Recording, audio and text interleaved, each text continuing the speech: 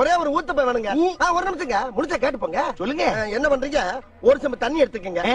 அத தோசைக்கல்ல ஊத்தி அதுக்குன்னு வழக்கமா ஒரு விளக்கமாறு வச்சிருப்பீங்கல்ல, ஆமாங்க, அத அடிப்பக்கமா திருப்பி சரிங்க, வரட்டு வரட்டு வரட்டுன்னு ஒரு 4 இழுப்பு இழுத்து சரிங்க, நல்லா கழுவி விட்டுருங்க. சரிங்க. ஒரு கிண்ண நிறைய மாவு எடுத்து பெரிய ரவுண்டாவும் இல்லாம சின்ன ரவுண்டாவும் இல்லாம சரிங்க, பொதுவா ஒரு ரவுண்ட ஊத்தி 4-5 வெங்காயத்தை போட்டு அள்ளி பொடி பொடி பொடியா நறுக்கி அப்படியே மேலாப்ல பரபர தூவி விட்டு, சரிங்க, ஒரு நீளமான கேரட் எடுத்து அதையும் பொடி பொடியா நறுக்கி, சரிங்க, அப்படியே மேலாப்ல பரபர தூவி விட்டு, சரிங்க, ஒரு 16 கரண்டி நெய் எடுத்து, சரிங்க, அதுல 6 கரண்டி நெய்ய உள் சைடு அப்படியே லேசா விளாவி விட்டு, சரிங்க, 10 கரண்டி நெய்ய தோசைக்கு வெளி சைடு அப்படியே மேலாப்ல விளாவி விட்டு, சரிங்க, இட்லி பொடி இருக்கு பாத்தீங்களா, அத அப்படியே அள்ளி மலை சாரல் மாதிரி அதை மேலாப்ல பரபர அப்படியே பேய விட்டு, சரிங்க, பொத்துனாப்ல அப்படி ஒரு பரட்டு இப்படி ஒரு பரட்டு அப்படி பரட்டி விட்டு அப்படியே ரெட்டி கலர்ல முருக விட்டு அழகா மடிச்சு கம கம கமன்னு ஒரு ஊத்தப்பத்தை எடுத்துட்டு வாங்க. சரிங்க.